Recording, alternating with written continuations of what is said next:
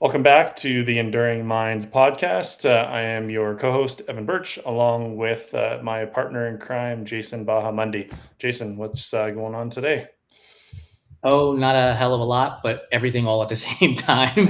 I know we're recording this earlier than the publishing date, but it'll be kind of cool to head out to the Every Woman's Marathon. So when we publish this, we'll already have great stories of meeting so many incredible athletes out there. By the way, and I don't mean to make this introduction super long, I did not realize that the Every Woman's Marathon's got 7,000 participants. I thought it was a Wow. smaller event. Right, exactly. So now I'm even more excited than I was previously. Yeah, that reminds me of a run here in the mountains that it's a women's only run entirely as well too. And they have like over the weekend they have two different races and there's like 4,000, 5,000 women that come through it. It's pretty incredible to see that level of support coming from just again women's only women hurt run. Like it's pretty awesome. So yeah, and then I'll have just been coming back from the UK because our film Supernova, the 100 Mile Dog, got into the Kendall Mountain Film Festival, which is like pretty huge. So yeah, so I'm sure there'll be more stories to come on future podcasts about that. But yeah, it'll be exciting to have come back from that and be able to experience that with my film crew and my dad, who will be back in the UK for the first time since he was a boy. Oh, that's awesome. So yeah, we're gonna literally go to the house that he grew up in. So yeah, I'll have lots of stories to come from that. So, Very but cool. without further ado, let's bring on our guest today. We have an incredible guest. He's actually somebody who actually just lives west of me here in British Columbia. His name is Jessy Hoffman. He is a endurance runner and ultra athlete known for a project that many may not have heard of, but in our local area you would have a 300-kilometer continuous run around Okanagan Lake. And his mission was really to not just set a fastest known time, but also raise awareness and funds for an organization called the Wirth Foundation, who provides free low cost counseling for people facing mental health barriers. So, Jesse's story is rooted in a lot of things. I don't want to give too much away here. So, let's bring Jessy online. Jessy, welcome to Enduring Minds. Yeah, thanks for having me. Super grateful to have you guys reach out and spread the word of the project and just get to chat. Yeah, awesome. So I already told everybody about kind of what you did and the pieces of your life around that endurance world, but I always like to start off the podcast with a simple question: who is Jessy Hoffman? Jessy is a scatterbrained person running from something that I hope I never outrun. And at the same time, I hope I never find, it's like, yeah, I just million projects, creative artist, runner when I was younger, turned to cycling, turned back to running. But yeah, just a scatterbrained creative, I guess, would be the constantly doing a project of some sort, whether it's running around a lake or organizing a cycling event or painting or illustrating, stuff like that. I got, I'm going to ask you this question and give you background first. So, growing up, for me, I got a degree in marketing. I got a master's degree in finance, and being a business guy, whatever the fuck that meant, was how I was defining myself. And every day we put something together for Run, Try, Bike and the Everyday Athlete Podcast Network, I start to recognize that I am more of a creator slash artist than business person. And it's not every day where the ideas flow and I'm like, look at me, I've just created another new thing. The roadblocks and the obstacles. So how do you deal with those roadblocks and obstacles, where your mind isn't producing something that you want to produce? You start to find like, oh, somebody else did this and that's why I'm leaning this way, but I want to create something that I want to create. Like, how do you overcome those impediments to creativity?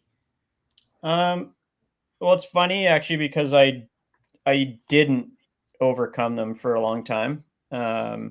In my past life, I was a tattoo artist from 2003 until basically the pandemic happened. And sort of to go with your question, there is like when I retired from tattooing, it's because I was constantly creating for other people because someone would come to me with an idea of what they wanted as a tattoo. And then you'd have a little bit of creative freedom, but you had to stay within those boundaries of what they want because, in the end, it's their tattoo.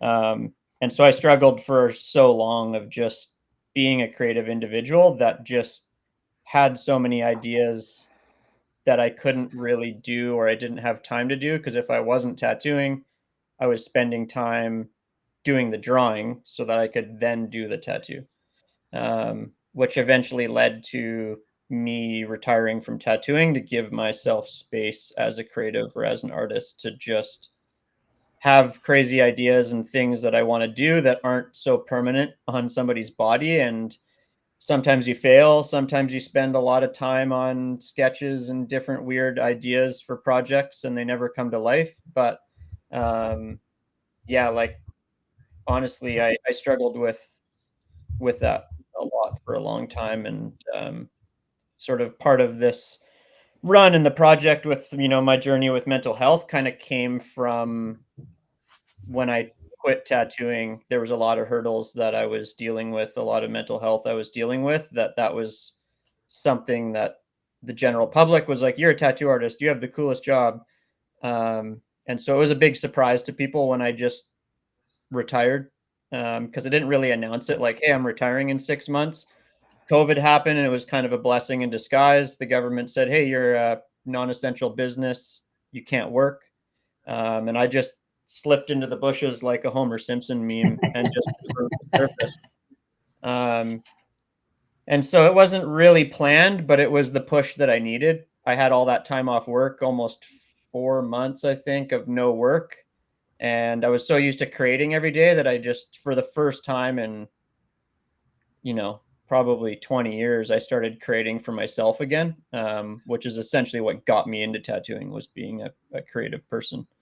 So yeah, that was kind of I guess you could say like the beginning of the end or the beginning of something new. Like that's when I really started to have the time to think about, you know, who I am and what was important to me. So Yeah, identity is the thing that I was thinking about the entire time that you were talking there, and yeah. how, I mean, my background is emergency services. I defined myself by my job. Anytime anybody asked me, like, hey, like, what do you do? It was always, I'm a dispatcher, I'm a call taker, I'm a whatever it is. It was always tied to what I did. Mhm. And that's what I'm hearing in you with the tattooing is that was what you defined yourself as. Like, I am a tattoo artist. Like Jesse is a tattoo artist. Yeah. Did you find that that became your identity during that time, or did you not really know until you were out of it? A mix of both. Like I would say for a long time, 100% that was my identity. And it's funny because you strive for that to be your identity. You like are proud to you've put in the work and you've kind of gained this title, the same as someone who's a doctor or anything like that. Like you've put in the work and you're now able to call yourself this title, or that is your identity.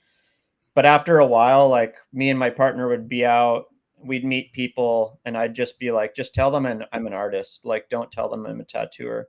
And that was like when I started realizing that like tattooing was taking a bit too much control of my life and my identity, and like I wasn't letting myself be something else. Um, and so, you know, that was kind of a flaky answer to people because you'd meet someone in public. They're like, "What do you do for a living?" And we lived in Vancouver at the time, and you're like, you live in one of the most expensive cities in the country, and someone's like, "What do you do?" And you're like, "I'm an artist," and it's so vague that they're like, "Okay." Um, but for some reason, like, I wanted to separate myself from that identity because I started realizing that, like, I wasn't people didn't know me as me. They just knew me as a tattoo artist. And that was where, it was a hard thing to really you spent so long becoming someone. Your clients come to you because of that person and because of that brand that you've created. So if you start going too far off of that path, it's a bit of a fear of like, am I going to lose customers? Are people going to still come to me for what they've been told or what I've been putting out into the world?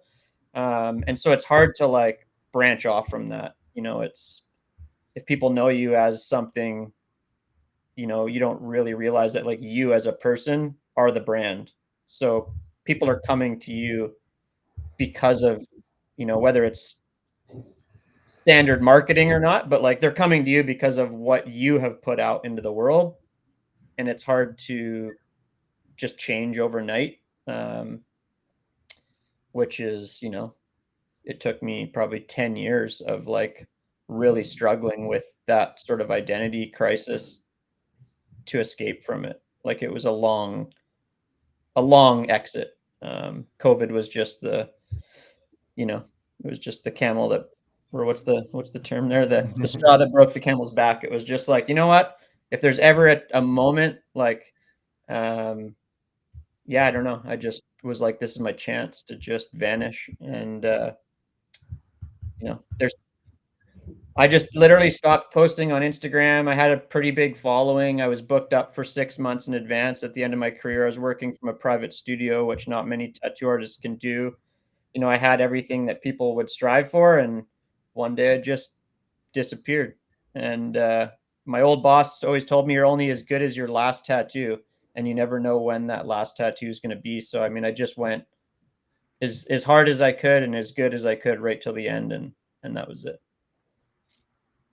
What did the Jesse during the time that he was tattooing want other people to know about him that they didn't know?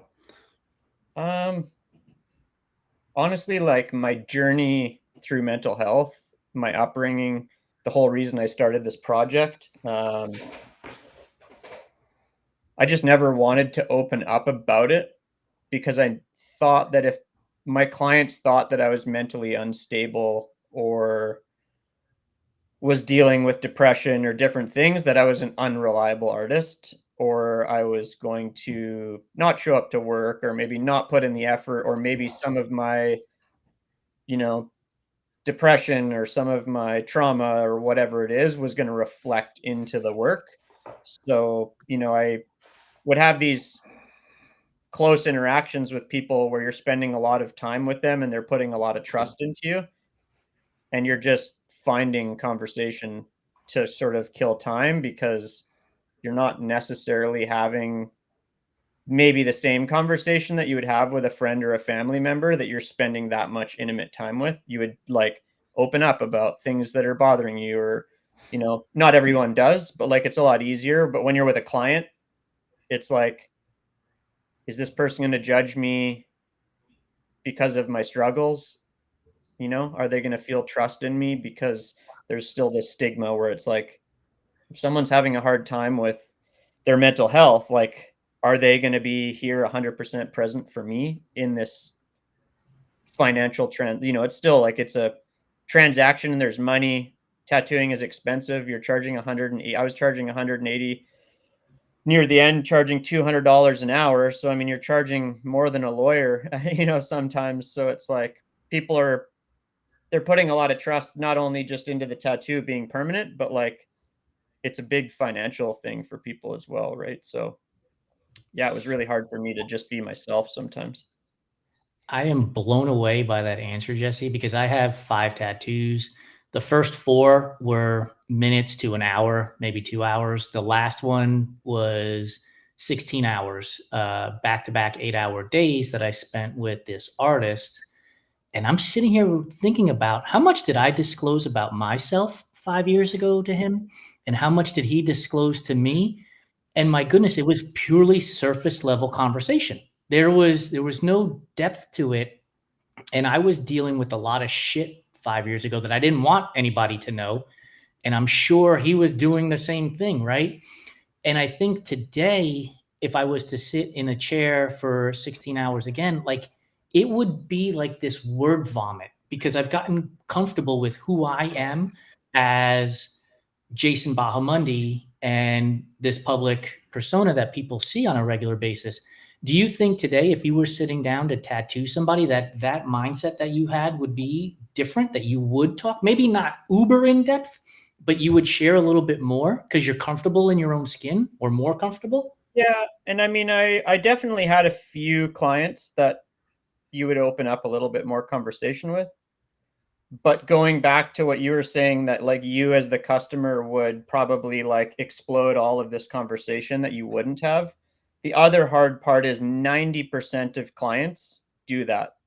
And so as the artist, it's really hard because you're shelled up in Right. this interaction and people are so comfortable with you that like I've had people tell me things that like they don't tell their partner, or like Right. I've had people tell me about going through divorces or things that like their partner doesn't know, that they're going to come home and tell them they're leaving them of 20 years or whatever, right? So like that was the thing, is like at some point people come to get tattoos as almost a form of therapy, Yeah. because in today's world it is essentially, not for everybody, but essentially like it is an acceptable form of self-harm, right? And so someone Yeah. that's going through trauma may or may not like, and again, this isn't for everybody, and other people have total, like there's so many different reasons why people get tattooed.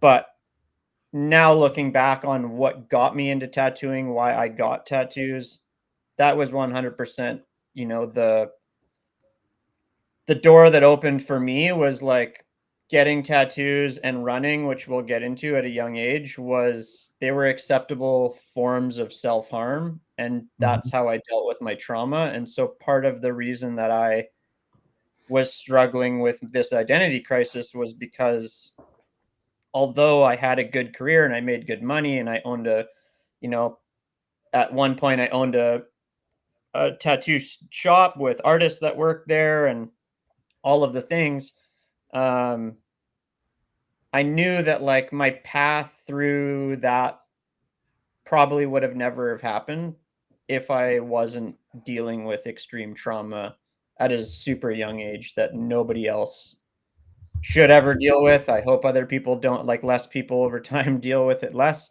And so for me, it was just like at some point, yes, I made the decisions to get tattoos, and the pictures that I got, like, you know, the artwork, all that sort of thing. I made those decisions for myself, but they were influenced by a mental state, right? Like, and it's Yeah. maybe not always a happy thing. Like, I've got tattoos that I have great memories about. I have a whole Mhm. bunch of them that I don't actually have so much of a memory about, other than like I was getting tattooed from a very young age, super consistently for the feeling, not really for the picture of the tattoo. Yeah. So looking back on those, I wish a lot of those I wish to get removed, or I wish I didn't have, or I have like negative sort of memories about. But at the same time, I probably wouldn't be who I am today, or I wouldn't be here talking about this story if I Yeah. didn't go through that journey, right? So like I try not to be too hard on myself about it. I want to Yeah. follow up with something really quick because you mentioned identity in that answer, which you were talking about earlier. When you were able to identify who you really are and who you really wanted to be after the, COVID scenario and leaving the tattooing industry, did you recognize a sense of freedom either immediately or somewhat later on that you were like, holy fuck, I get to be who I am? Yeah, I mean, like I wanted to escape for a while. Um, COVID happened. My best childhood friend, I was close with his mom and stepdad, and they had a property that was like, I don't know, about an hour out of town in the bush. You'd have to walk to a certain point of the property to get a cell signal. They had a 240 square foot structure that was just the walls and a roof. The inside was just completely empty. And they always talked about, oh, it'd be cool if we had this little cabin or something that if guests came, they had their own little space. And so when COVID happened, we just immediately wanted to get out of Vancouver. My partner stayed there to work through the school year. She worked in a school system with people with disabilities and autism and stuff. So she didn't want to just leave these people sort of high and dry, and wanted to finish out the school year, especially just with all the challenges in COVID. She wanted to just sort of have some sort of structure there for those people. I just sat in the bush. I lived in a 1970s camper that you would like slide into a pickup truck that was on the ground. It was not in a truck. It was just literally like right on the ground. I lived in that about 20 feet away from this cabin, and I converted it into a 240 square foot tiny home. And we just left Vancouver, moved into 240 square feet, put our stuff into a shipping container, and I had probably 6 months to just be in the bush, riding my gravel bike, going for runs, going for hikes, totally disconnected. COVID was happening. Everyone was sort of, distancing and all that sort of thing, which didn't feel like a challenge for me because I was just in the bush. And a lot of that time I was by myself because my partner was in Vancouver. And it just gave me a lot of time to realize that like the flashy lights, the city, all that stuff, being a tattooer, the identity, like everything just crashed down at once. And I wouldn't say I had a mental breakdown because it was like a positive breakdown, if that makes sense. Like I definitely was breaking down, but it was more like the door was opening and I was like, wow, like I've been searching for this feeling since 2000, like, for when did COVID happen? I always forget. COVID was 2019, 2020. Yeah. So, I mean, like I started my tattoo journey I was tattooing full time in 2005 until COVID. So like probably the last at least 5 years of it, I was trying to escape, but was wondering how I was going to pay my bills and what are people going to think of me? Are they going to know who I am? Like, it was just like all these things going through my mind and just being alone. I'm an only child, so being alone isn't scary for me. And being alone was just, that's what I needed. Yeah.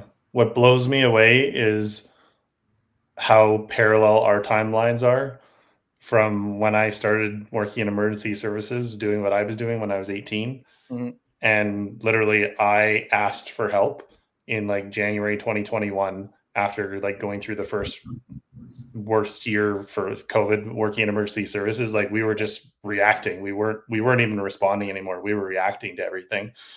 So yeah, that just popped into my mind of like how closely tied that is. And then I ended up being off, and I've been off, and now I'm medically retired from the profession because of everything that I experienced while I was in there that I didn't know I was experiencing. Yeah. But Yeah, I mean, COVID was a blessing for some people. Like I've met a few people where COVID was like a really negative, terrible time. Mhm. But I've met so many people that got back into sport or so many things where like it was, in our lifetime, it was like the biggest disruption with so many distractions of social media, work life, everyone, like there's so many podcasts, YouTube channels, everything pre-COVID where it's like trying to find this work-life balance and like, there's all this like self-help of like do things for yourself and whatever. And then all of a sudden you wake up one day and you're forced to make a change, right? Whereas like the struggle with whether it's running or most things in our life is starting, right? It's like the hardest part for people is not being at the gym. It's getting up and getting out the door. And then once they get to the gym, they're like, oh, yeah, I'm happy that I'm here.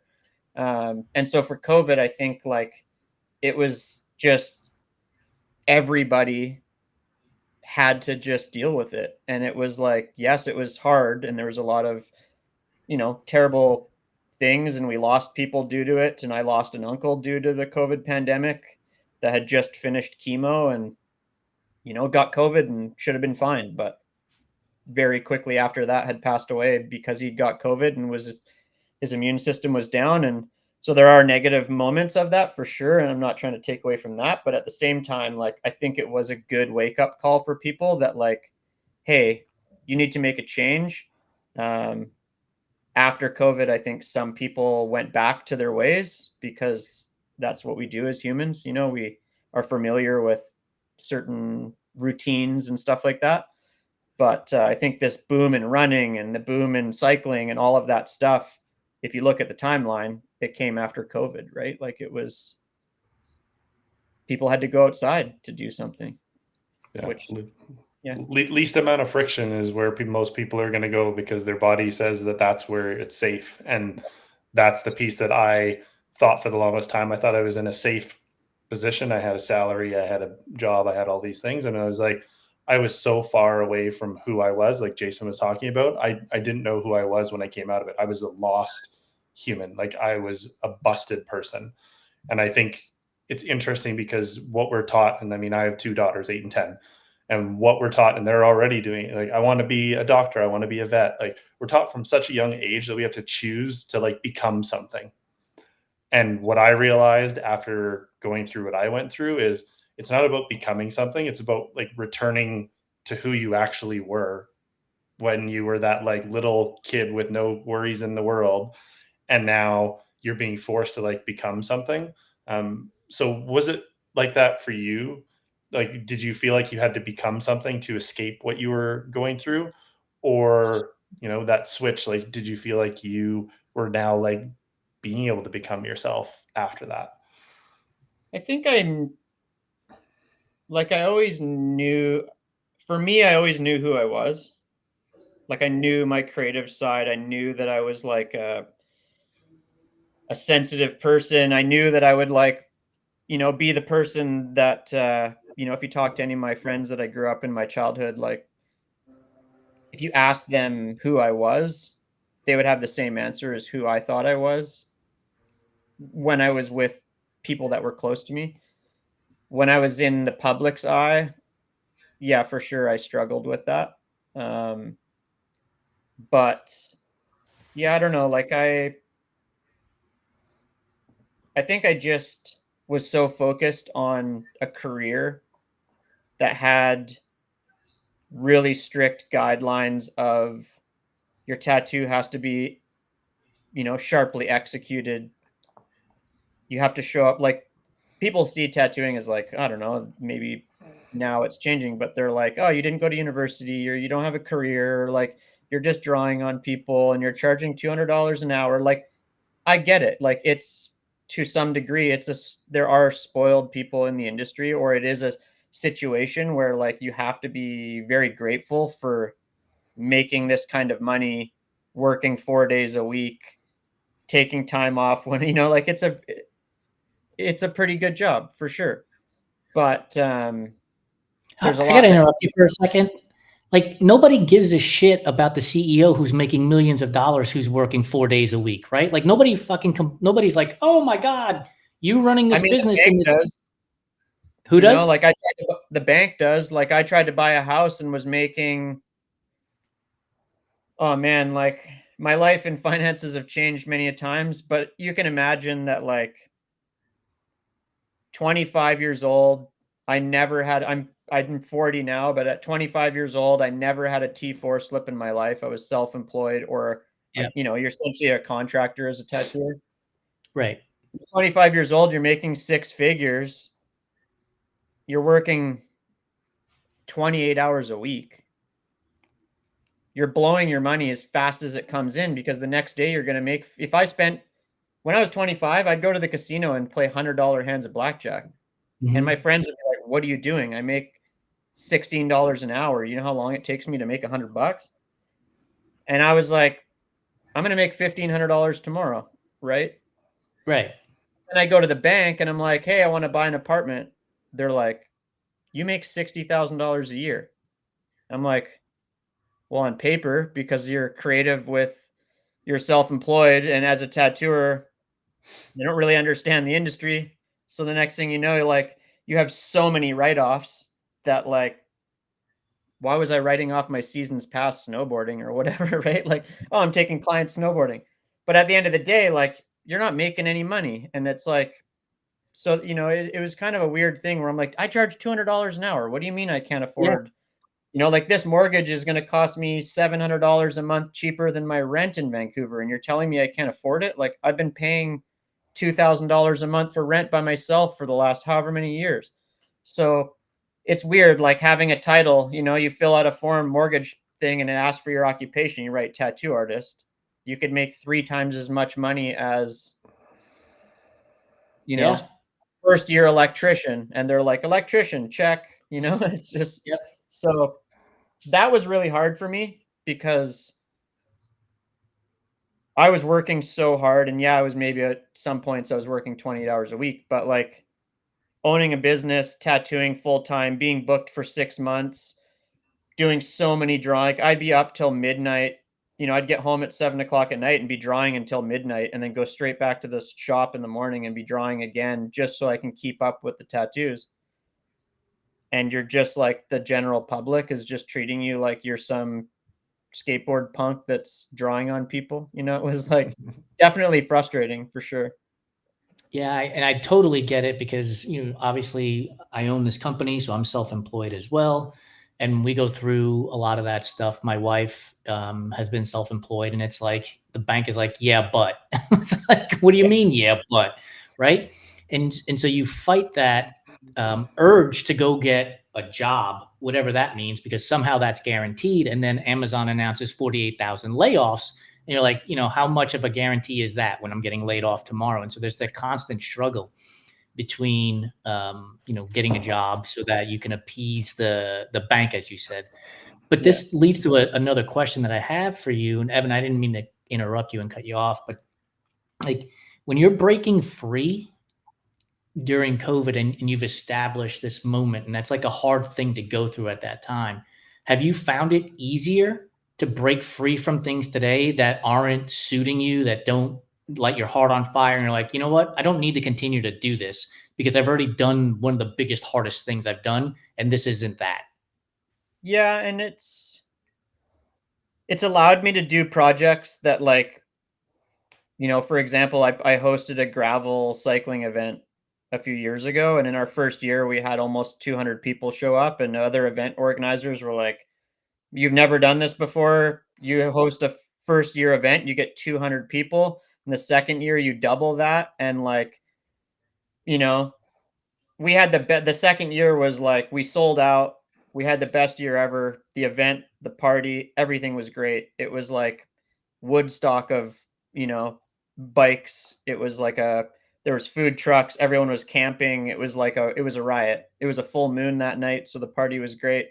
And all of a sudden everyone's like, "Oh, we're so stoked for next year." And I'm like, "Cool, I'm doing something different next year." Like, "What are you talking about?" I'm like, "That was just like me doing a painting, It's just I just created this event, got people together." So like now it'll like definitely have learned that like being an artist or a creative doesn't always mean that I need to paint a picture. And sometimes that's just like I have an idea and I want to challenge myself to see if I can do it or if people will attract to it or what that scenario is. And yeah, I think to the public sometimes it's confusing because they're like, "Oh man, the snowball effect of this thing was like so amazing in such a short amount of time. Like I can't believe to see where this is going to be in 10 years." And I'm like, "It's going to be nowhere. Like I'm going to move on to the next project." And realize that although I like to bring people together, I also need to be fair to myself and like fulfill my own needs. And sometimes you get caught in just facilitating that for everybody, and everyone else is having a good time except for you. And so I just realized that like as soon as I get that feeling, I'm on to the next project. Yeah, that's cool. I mean, this kind of segues now into the running endurance side thing, the biking world. How did you get into running to begin with, and what has running turned into now for you? Yeah, so running when I was, you know, 2 or 3 years old, I unfortunately went through some terrible traumas in my home.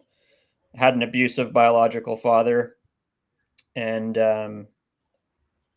my mom fought for custody and all of these things, and was only child, super small family, not much money, raised by a single mother, and kind of found myself. My grandparents owned a backpacking outdoors camping store up until the mid 90s.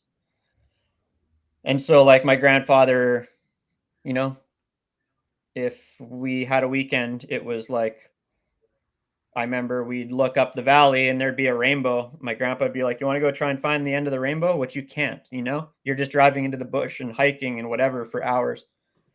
And so as I kind of got a little bit older, friends would be playing video games or doing things, and as an only child, I'd go to hang out with them, and I'd get there, and I'd be like, "We're just gonna stare at the TV? Like, that's not why I came over here. This is the most boring thing on the planet. Like, you have siblings or whatever." So I found myself we lived directly across the street from the high school, and there was like an Olympic, not quite Olympic size, but like a rubber track. And I don't know really where it started or what happened, but like my mom could see the track from our kitchen window. So when I was like not quite old enough to just be like out doing whatever on my own, I'd be like, I'm going to go to the park, which is like directly across the street. And at some point, before I even really understood what I was running from or the traumas that I was trying to navigate, I was just an overthinker, and I would run around the track until I couldn't run anymore. And then I would come home and I'd pass out immediately. Like it's like any parent that has a kid that has them in soccer or something, they take their kid home, their kid's falling asleep in the car ride home or something, right? And so for me to turn off my mind, I was just running around a track until I was exhausted. I didn't realize until many years later, like why that was happening. Um, and again, going back to like the tattoo of the self-harm thing, like there were parents and teachers that were like applauding a preteen running until they literally would fall over, which when you look back on it now is like maybe not the best, like if you had a one of your daughter's friends and like the school was like, "Hey, so and so is running around the track in circles until they literally collapse from exhaustion. Can you believe the effort they're putting in?" You'd probably go like, I don't know, like it's cool that she's running, but like what's going on here? Like it wasn't a normal thing. It wasn't a kid in the soccer field who was like faster at running than the other kids, right? It was like not now looking back now, I'm like, I'm surprised that didn't raise any alarms or any, there wasn't any like red flags going off for people. Um, and that was just my first form of therapy. Like looking back on it and learning what I know now about myself and what drew me back to running. Yeah, like it just became a natural thing for me. I mean, even through years of partying and doing all the things that we all do as we go through teenage years and our early 20s, I was like going for runs I smoked a pack of cigarettes a day. I'd bring a cigarette and a lighter with me and do a 10K run partway through, smoke a cigarette. Like it was just part of me, right? Like it was the weirdest thing. My friends would be like, "You just signed up for the sun run. You smoke 20 cigarettes a day and ride a motorcycle and like do nothing." I'm like, "Yeah, well, like it's just what I do." Like it was my partner even was like, "How are you beating me at these half marathons or whatever?" And like, "You smoke cigarettes." It was just like, it was just how I coped. Like the smoking part wasn't an issue because I needed to run, right? Um, yeah, forward to 2015, I got a phone call, which I thought was a scam, and somebody started outlining some information that I kind of was like a bit shocked and confused about. And essentially, what had happened is in the early 90s, when I had gone through this trauma, my mom fought for custody. Um, my biological father was charged for the abuse that happened. And in the 90s, and when you're under a certain age in Canada, like you get some form of support through being a minor through the medical system for like therapy or counseling or whatever. My mom had no idea that those resources were available because nobody told her. Um, so yeah, in 2015, I got this phone call and they're like, "Hey, this is so and so from the government. We know that you went through these traumas when you were 3 years old. We should have offered you free counseling and therapy because you were a minor through your parents' medical. We never did.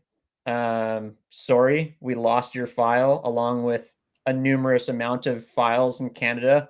I can't remember the term, but there was like this case that they called it, and I can't remember what it is now, but there was like a case where they essentially found a whole bunch of files that had never been completed. And by completed, what they should have done is contacted the parents for minors that have gone through abuse and offered them resources. So they offered me a small settlement as a sorry, which was such a small amount of money that it was almost just made it worse. Do you know what I mean? Like it was like, hey, here's $3,500. We fucked up. Um, but with that, they offered me 2 years of free counseling and therapy. Basically, the rule was when the therapy and counseling starts, the 2-year clock timer starts. So it's 2025. I have still never started that 2 years of therapy. A lot of people don't know that. With my project, everyone's like, "Oh man, like, they start talking to me about like all this work that I'm doing, which we'll get into about raising funds and stuff like that for people who can't afford therapy."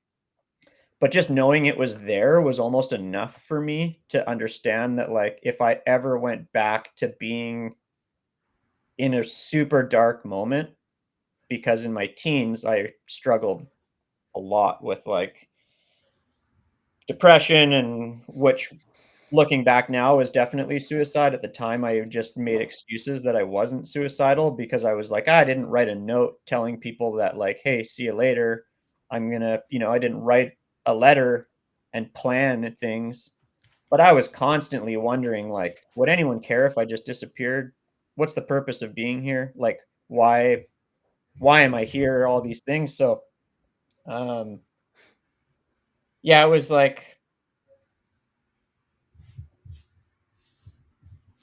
kind of a wait, and that was like a few years before COVID. So that was sort of the beginning of me going, wow, I just spent my entire life mentally and physically running from this event to the point where I'd almost outrun it mentally. Like it was so far away that I'd like lied to myself and told myself this wasn't true, or I just made up stories in my head about how it was just like a movie or whatever. Like I just tried to tell myself none of this was real. And then I got a phone call, which like they didn't know where I was at mentally, which is crazy because like how do you just call somebody and go, "Hey, we're going to like bring this all back up." Right? Had I been in a very unstable time, like that could have been the end, right? Like that could have been something that like really pushed me over the edge. Or maybe you hear stories of people that are adopted or people that go through traumas and their parents never tell them and they don't have flashbacks or memories because they were so young, right? Like they're just a innocent mind as a child. So like for me, luckily I was in a very stable relationship and a good point, strong point of my life. And I'd spent so long trying to navigate and figure this out on myself and felt pretty stable about it that when I got that phone call, it was like the light bulb went off where I was like, if I've ever been scared to deal with this, at least now, if it gets too scary, I have this lifeline. I've got this therapy and this counseling. And it's kind of funny because like everyone's like, when are you going to start therapy? Like when I talk to people and certain people know that I haven't opened up that door yet. And like I said, it's just knowing it's there has such an impact, and knowing that like you're not alone. And if you need help, there are resources. And that's why I really like got passionate about fun, like helping other people that can't afford it. Cause that's usually the hurdle, right? Like going back to tattooing. Am I going to spend $200 an hour on getting tattooed, or am I going to spend $200 an hour on a therapist? Most people are probably going to pick getting tattooed, right? Like it's just how it is. So, yeah, I mean, that was a pretty long-winded explanation on that question, but yeah, that was kind of I guess the beginning. in the middle of my life. But is the idea of break glass in case of emergency, which is what the 2 years is for you right now, a support in a way, that a crutch that you can lean on, and does that also give you the opportunity to be present for other people because you have that there? I'm circling around this idea of you're there for all of these people, right? You're putting on this event and you're supporting people. Who do you reach out to? And I'm wondering if it's this 2 years of therapy that's sitting there, that's gives you like the safe supportive space that if and when you need it, that's where you would turn to. yeah, and I mean, like when I really break it down and like when I really think about it and like even, you know, coming onto the podcast or like talking to certain people, I always know that I am going to be faced with this question of like, how come you haven't started? Or like, as you said, like, is it that safety net of like break the glass in case of emergency? And like for me, I think going through the abuse that I went through, it also, for some reason, you put a lot of self blame, and you like when I was younger, it was like, why me? What did I do? Like, I just put a lot of that on myself, and it's hard to ask for help because you kind of maybe think that nobody will understand, or maybe people think you're overreacting, or maybe people are like, like, you're just like, we all have our trauma, and some people I've realized in life that like a hurdle might be as or more traumatic for somebody when their cat died when they were 15 years old. That could be the feeling that they get mentally and like from that could be just as traumatic as the events that I went through as a kid. And so like I can't separate where the trauma is, like who deserves more or whatever. And so like at some point, like I just sort of, and I still struggle with this now, is like before it was like, why me? What did I do to deserve this? And like, what mistakes did I make to become the victim? Whereas now it's like, why do I deserve to get therapy? Like there is a part of me that's like, I almost feel like I don't deserve it without giving back or doing something, right? Like, and which is a silly thing to think about, but it's definitely like, I constantly ask myself, like, why did I get the phone call? Right. And like, how many people in this world are not going to get a phone call? Like that phone call could have made things really hard. And like, I could have went the complete other direction. But how many people out there would feel like they won the lottery if they got that phone call? And so like sometimes I just don't feel deserving. Like I'm like, I gotta pay my dues, or I gotta, like I gotta pay it forward, or and that's just my personality, and that's something that I'll probably learn how to navigate when I do go to therapy and counseling. But I'm pretty aware of my mental state and like what I need to be healthy mentally to a degree, and I'm in a better place than I've ever been. And then the other side of that hurdle is part of me is like, "Oh, I'm so strong now, like I don't need therapy." But that's just me trying to like fool myself, right? So yeah, I mean, that's why I think breaking down the barriers for mental health and podcasts and conversations that you guys have and the work that Wirth does is so important, because if you think it's hard enough to just go to therapy when someone like me has free therapy, imagine how hard it is for the person that can't afford therapy, right? And so like not only can they not afford it, they now have to tell somebody that they can't afford it, which also puts another level of going back to these social statuses of being a CEO or whatever. Now you're also telling somebody in today's world that everyone has to be an overachiever and everyone has to make six figures and all these things. Now you're going up to somebody and going, "Hey, I need help with my mental health. Oh, and by the way, I'm like down here, and society's telling me that if I'm down here, I'm like haven't gained all of these social points or whatever the thing is, right? So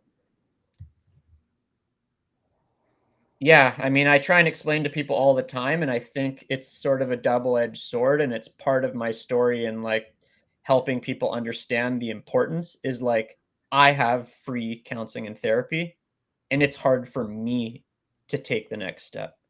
Imagine how hard it is for people that don't know where that little box is with the break glass for emergencies, right? Like they don't know where that is. They don't even know it's down the hallway or a phone call away or a website or so. Yeah, I mean, if it's hard for me, we can just imagine how hard it is for people that have nothing, right? The Yeah. visual of I- the little box in and the all the tiny boxes behind you is just perfection. It's perfection. Yeah. I got a lot. I had a lot of things running through my mind while you were talking there, Jesse. Just I want to unpack just a few of them really quickly here, and then I'll have a question for you. But the the piece about other people not having access to it, um, I know because mine was a workplace injury that the amount of support and access that I had because of the status that I had with the benefits that I had and the workers' compensation support that I had Yeah. is an incredible gift that I don't know where I would have been if I didn't get that level of support. So it's like I had the support and my situation was slightly different is, I was not mandated to go, but if I'm saying I'm not okay, I have to follow a certain process in order to continue getting the benefits that Yeah. are being provided to me. And I had to actually, at one point, Jason's heard this story, I had to prove that I was traumatized because they didn't believe me. Yeah. They thought I was, pulling the wool over their eyes and, calling boy who cried wolf here. And the fact that I had to, go through the process and I'm grateful for it because again, just like you had talked about, all the things that happened to me in my life and all the pieces that come together, I wouldn't be talking to you today. Jason and I wouldn't have this podcast today. There would be a lot of things that wouldn't have happened had I not gone through all of the trauma that I experienced at work, got the help, become an advocate and support for other people. Like it just wouldn't have happened. Hmm. So like that's not lost on me because it's my experience as well too. And then the other piece that I think what a lot of people don't understand about therapy is not everybody needs therapy. Just because you experience the trauma does not mean you need therapy. I think that's like the number one thing that a lot of people don't understand. They think if you have had trauma, it's just like therapy. Like that is everybody's like everything that we get told in society that like you need to go do that. But until you're ready to meet something within yourself and go there yourself, it doesn't matter how many times somebody tells you or how many times you sit in front of a therapist. For 3 months in therapy, I was trying to win at therapy. The entire time I was like, "Oh, I'm gonna rock this. Like I'm gonna be such a good patient. I'm gonna show up on time. I'm gonna do all the work." Doing therapy PRs. Yeah. Oh, honestly, I was trying to win. Like that's what I saw it as. Like I'm a competitive person. Like let's win this game. Yeah. Mhm. And when I got questioned about my trauma, my therapist sat down with me and was like, "You're holding back." I'm like, "What?" She's like, "You're holding back. I can tell you are." She's like, "Unless you're willing to break completely open, you're not going to get the help that you need." And I was like, "Shit, like this was my inflection point." And I'm sure from what you're saying, like your inflection point is coming. You don't know when it is, Hmm. but when that inflection point hits for you, you're going to know. And that's going to be your trigger. And everybody else is going to be somewhere different along that line. So, what is it? I guess the question that comes to mind for me is what do you think you need in your life to have that inflection point hit for you? Like, what do you need behind you to know that it's like, I'm ready to move forward with this? Or I don't think I don't need this and I'm actually okay with not needing it. Like, I think there's going to be an inflection point, but what is that for you? Um, it's funny because I mean we're here probably half because of mental health and half because of running, and we haven't talked about running really, which is also amazing. But like, I thought I was going to find exactly what you just asked me on that 300-kilometer run. That's like, you know, part of me is sad and gets me emotional that I didn't find it. And the other part of me is like the feeling I got looking for that. At the same time, I hope I never find it. Do you know what I mean? Like, it's like, because, you know, people do races, people do structured ultra distance events, and they could do it for the same reason. But for me, I was like, I just need to do this on my own. And, you know, the the distance is like way beyond what most people would understand is even comprehensible. I understand. The other side of it is like I am not, although I'm an ultra, you know, an endurance, I would say, athlete, whether it's cycling, you know, I've done big, big cycling days, hiking days, all sorts of things. But like, as far as running goes, I ran around the track a lot when I was a kid. I would always do these 10K, half marathon, marathon sort of distances.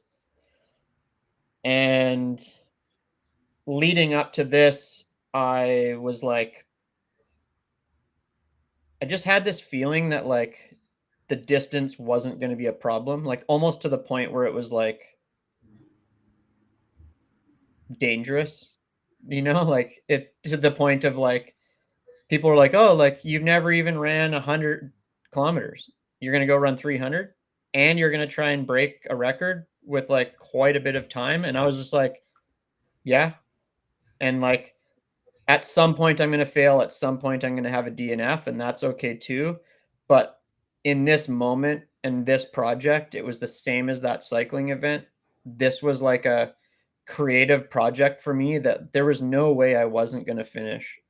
I might not have beaten the record, but the distance to me was like, I was like in the mindset that I was like, I'll walk around the world. You know what I mean? Like I just had this like this space that I was like, I needed this. And as I said, I was trying to find something that I didn't find. That scares my partner because she's like, well, how far do you want to go now? um, Ask my but, wife that same thing. She's like, but "How far do you want to run now?" yeah, like December. So I did the run in September. The December previous to that was like the furthest that I'd run previously was marathon distances, but I ran in December. We had a day where it was like sunny and warm in December, and I went and ran 50K self-supported, like no, I didn't stop at gas stations or anything, just put my vest on, packed it with a whole bunch of stuff, and went out the door. And didn't make it home. Like I was probably 3 or 4 kilometers from home, and it went from like sunny December, and I had half tights on and whatever, was sweating, was cooking down the road. All of a sudden, I'm like, oh yeah, it's December. Sun's going down. It's now like getting to close to freezing temperatures. And I got so cold I could barely text my partner to come and get me. Like I was absolutely frozen. And I beat myself up because I was like, man, I was 2 kilometers from home. Like I just run 50 kilometers. The furthest I've ever run in my life was 2 kilometers from home. And I called for a ride. Like, what the heck? And then like weeks later, I'm like, I'm running 300 kilometers around the lake. And people are like, dude, you didn't make it this 50, you know, you ran 50 kilometers out of like what should have been 52 kilometers home or something. And that kind of lit a bit of a fire. And then in May, I did a 12-hour race just to sort of test what was going on. And I did 90 kilometers with, I can't remember how many meters of elevation, but I did 90K with quite a bit of decent amount of elevation in 12 hours and got second place. And the guy that beat me had done multiple 100-milers. And I was like feeling super confident. And yeah, from there out,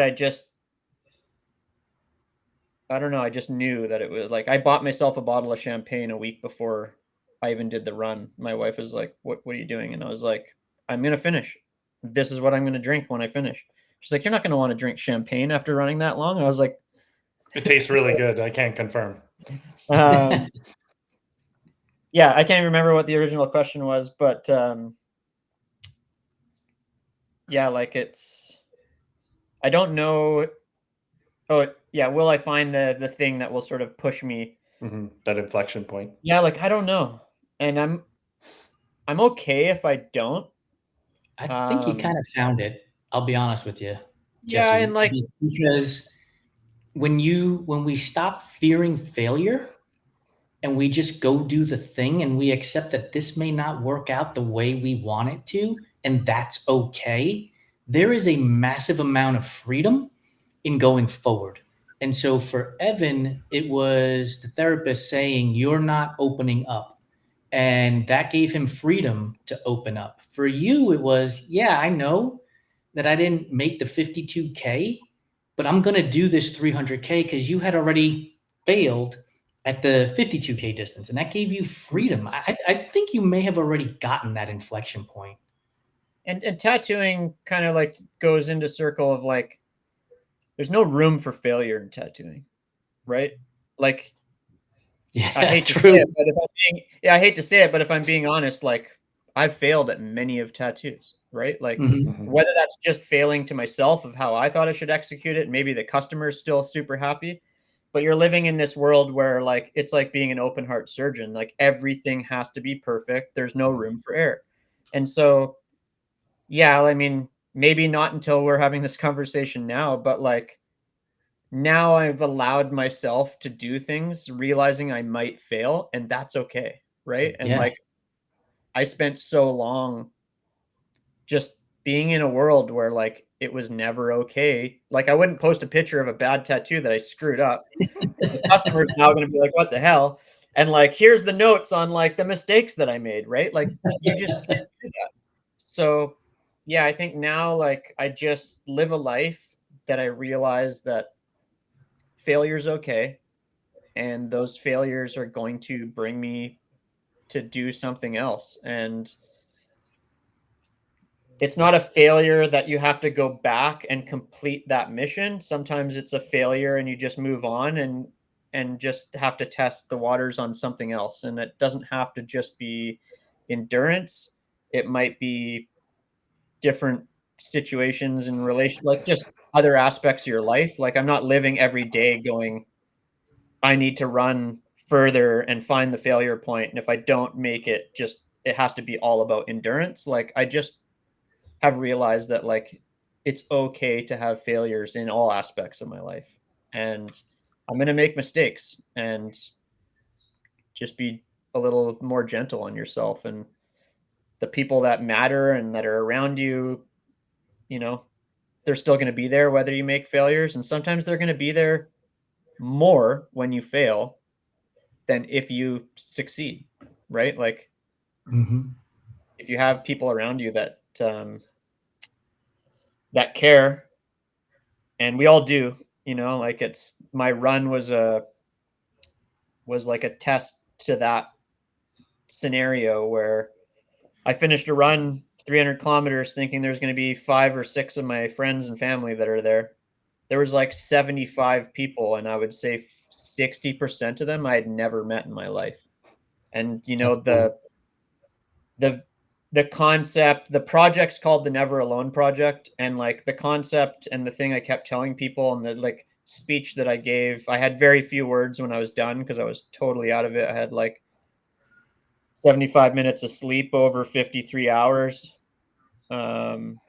But the one thing I said to people was, look around. I don't know more than half of you. This is a sign that if you need help and you ask for help or you put something into the world, you're never alone. Like, no matter how dark you feel mentally, if you put your hand up, guaranteed there's going to be at least one person, and that's all you need, right? And so that was like my sort of aha moment at the end of like, was this project worth it? Am I crazy? What the heck am I doing? I looked around and was like, this is 100% worth it, you know, because this is showing there was a bigger audience online, but even just physically in the people that showed up, I was like, this is showing people that if you are, I'm not saying that everyone has to be vulnerable to strangers, but if you just speak how you feel and you ask for help or you ask for support, 100% somebody will show up. And that was, you know, if I was ever questioning if that was true, it definitely, like, now I'm like, there's no question. Like, that was a feeling. That's the feeling that when I say I was searching for something, that's now what I'm more addicted to than the distance. It was the feeling of like bringing complete strangers together. Like there were people there didn't know each other that were like teary-eyed and hugging. We're like, "Who are you?" Like this isn't, you know, it's like for me that's the feeling that I'll probably keep searching for, and I've signed up for 2 24-hour events next year, and organized events are great, but like I can't bring a community of strangers together at a sanctioned event the same way I can in an FKT or a public space. And so I think those projects are going to get bigger and weirder. Maybe there'll be some shorter, smaller ones. But I think that's the magic for me and like where I'm going to put my energy and with being a creative and a person with projects, and whether it was that gravel cycling thing or this run, I think what I'm always searching for is to just like have a message and find the most, um, I guess, organic in person. You know, the energy that you feel there is something you cannot feel with a million followers on your story on your Instagram or whatever. You can still be inspired and get teary-eyed when we see things, or we watch Evan's documentary with his dog and you're a dog lover. You can still get huge inspiration from that. But the feeling you get when you're like in the same arena with a stranger and you've just seen how you've affected them, like I don't know. I don't think after that, there's a lot of things I've quit in my life. It's going to be pretty hard to quit searching for that feeling, I think. I will tell you this. So I was thinking about this probably midway through our conversation that there will come a day where I meet Evan in person again. And the reaction will more than likely be tears from me because of the connection that we have made over the course of the last year or so with this show, in comparison to the first time we met at Tahoe 200, where we weren't open and honest and vulnerable, or had not been at that point, right? We were two strangers on the internet who followed each other and, you know, engaged each other in conversation, but it wasn't where it is today. And a lot of the stuff we talk about publicly on this show, and then obviously pre-show and post-show, there's more conversation that takes place. And it goes right to what you just said, Jesse. Like online, seeing Evan, you know, a year or two ago was one thing. Meeting him at Tahoe 200 was one thing. But the next time we meet in person, completely different, like just completely different scenario. And that is the type of connection I'm looking for in life. Mm-hmm. Yeah. And I think we've slowly lost that in the modern world, but we don't have to beat ourselves. Like I always try to, you know, going back to saying like to be gentle on ourselves is like,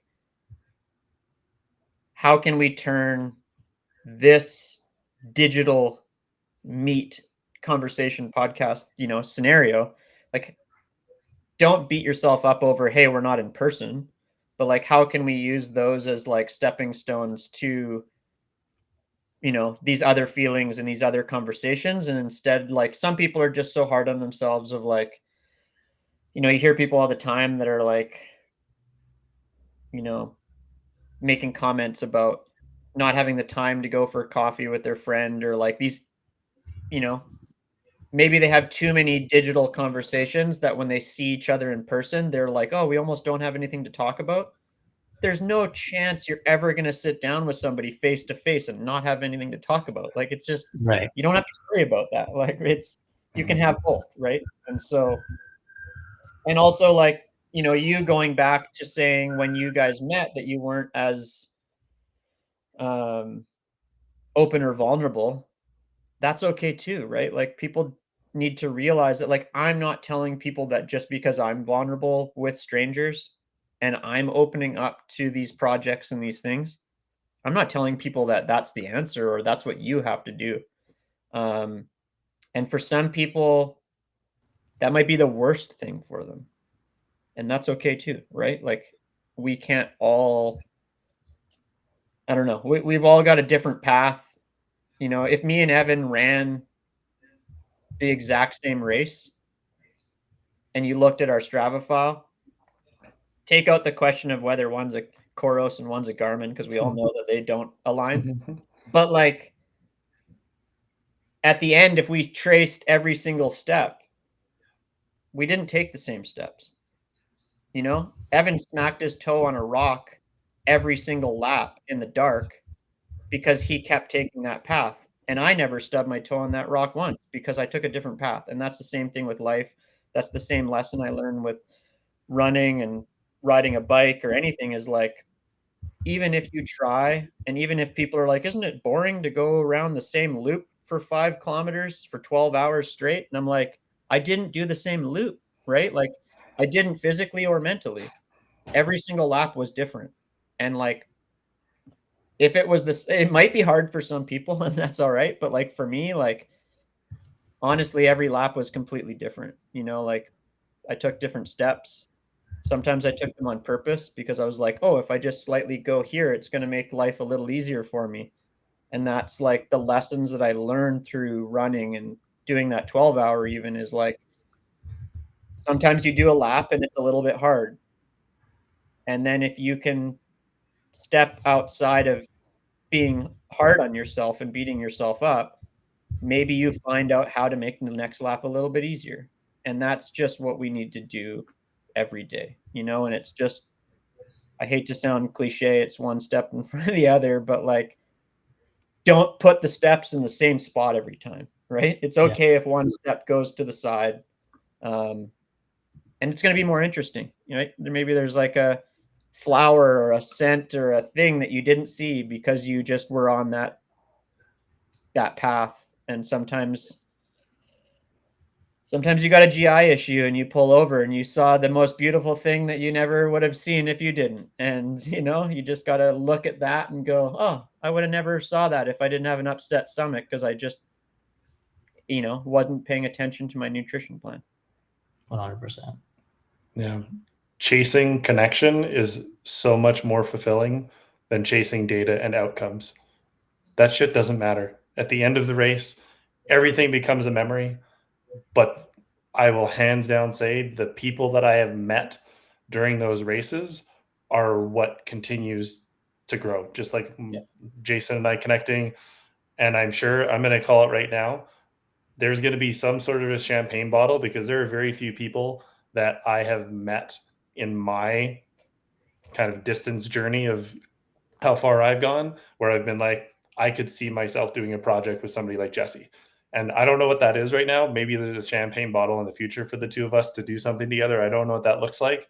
But I'm calling it now and we'll have to come back to this. But yeah, that's how I feel right now.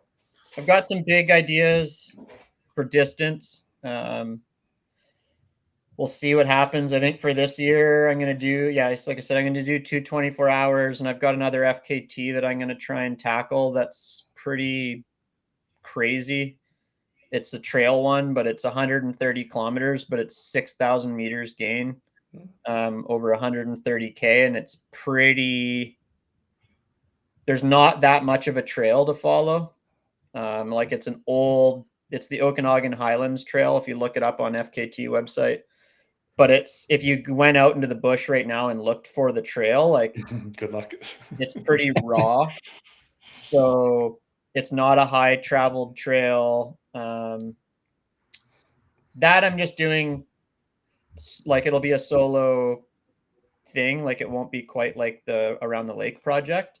it's just more of a challenge for myself. But yeah, we'll see. People are like, are you going to do the lake again? And the first thought at first was, no, I'm going to do something different. But now that time has passed, I was dealing with some ankle injuries that just kind of came out of nowhere during the run. And now, like, as time has passed, I'm like, ooh, I think I could go under 48 hours for sure. The previous record was 63 hours. I did it in 53 hours. So I beat the record by 10 hours. But now I have this thought in my head that because I was injured and had to walk through some parts of it, that I'm like, oh, somebody's going to go out there and try and beat my time. Like, how can I make my time so fast that it's going to be like really daunting for people to go and to do this? Which is weird because, like, I'm not trying to be the fastest. Like, I know I'm going to go do a race and I'm not going to win. I'm not going to be the fastest person. But like, sometimes it's just competitive with myself. Like, sometimes I'm just out there and, like, even if I don't win, winning to me is that I know that I did my best. You know what I mean? Like, if sometimes I've done bike races before where, like, I get 10th and probably am more excited than the person that won because I just know that, like, how hard I dug and how hard I fought to, like, stay in there.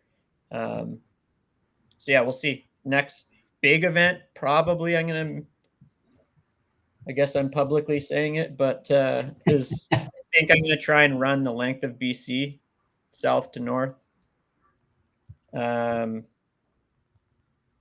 got a bit of an idea for time. We'll see. I got to crunch some numbers on the exact route, but the distance by Google Maps and in my mind how long it should take me, I kind of have a number, but obviously I wanted to, like, figure out the exact route.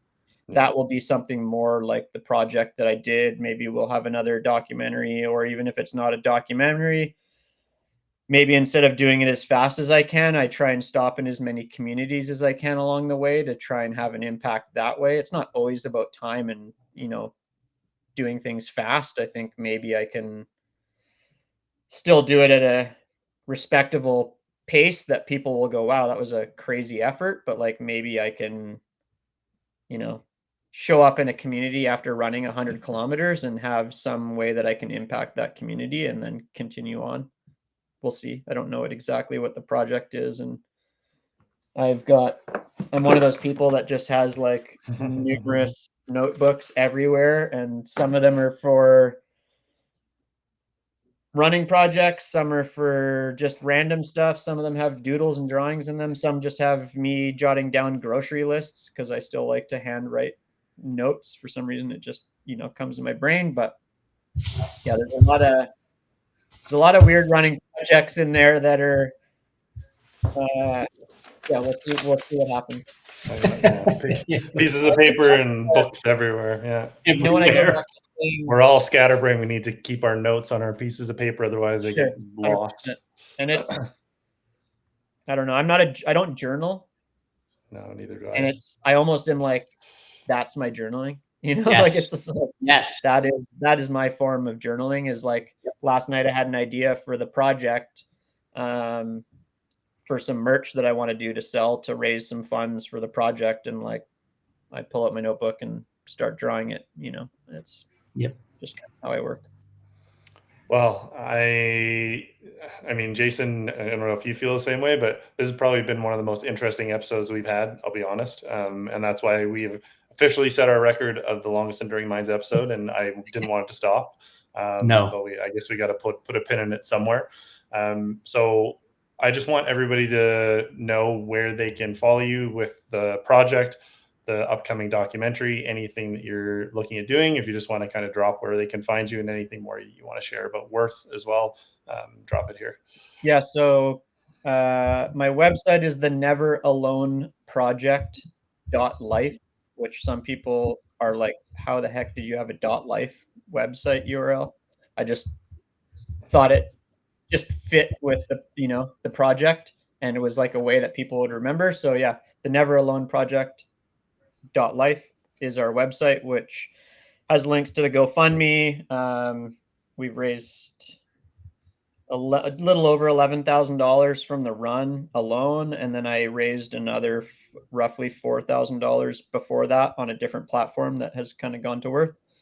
My Instagram is almost_fast, which people are always wondering what that is, and I always tell them that, like, you know, we are always almost fast. There's always someone that's faster than us, and you can be the fastest in a group on that day, but you're still kind of almost fast because the next time you go out, there's going to be someone that's faster than you. So a little backstory of why that, because people are always like, I don't know, you should change your Instagram to fast, not almost fast. And I'm like, no, because I'm fast to you, but I'm almost fast to Evan or someone else, right? Like, so it just, so yeah, you can find me there, the Wirth WIRTH. You look them up online, social media, anything, you'll find them. They do great stuff for making therapy accessible to people. All of the funds that we raise with the project are going to the Wirth Foundation, whether it's through merch sales that we've done, the project, everything. The Wirth Foundation is a beneficiary on the GoFundMe. So I want it to be very clear to people that I am not doing this for any personal gain, and that everything that we're raising money for goes directly to the Wirth Foundation. Yeah, I mean, those are kind of the main spots. Okay, awesome. And one final question we want everybody to leave with is super simple. Again, just the way we start, we like to end very simple. What is one thing that you want to continue doing over the next year that you're either that you want to keep doing or stop doing, whether that be a mental habit, a physical habit, whatever that might be for you? One thing that I want to stop doing, sorry? Stop or start, whatever comes to your mind first. I think I'd like to start. I mean, I'm definitely better than I was in the past, but I'd like to get better at it. And like, it might be something that we all want to get better at, but you never become the best, which is good. But like, just to be a little bit more patient. If I can be a little bit more patient tomorrow than I am today, I feel like I'm doing better, because whether it's my dog doing something and I just, react immediately, or my partner, or I get a feeling, or like someone cuts me off while I'm driving. Sometimes I just am like, my personality is very quick to emotion, whether that's positive or negative. And I think if I can just be a little more patient, that reaction time will slow down and give me a little bit of a minute to think before I react. And I think just in everyday processes, just if I could be a little bit more patient, I'd like to start doing that. And I think stopping, like, I don't know. That's a hard one to think about. If you asked me in the past, I would have had a huge laundry list of things that I wanted to stop doing because I was so hard on myself.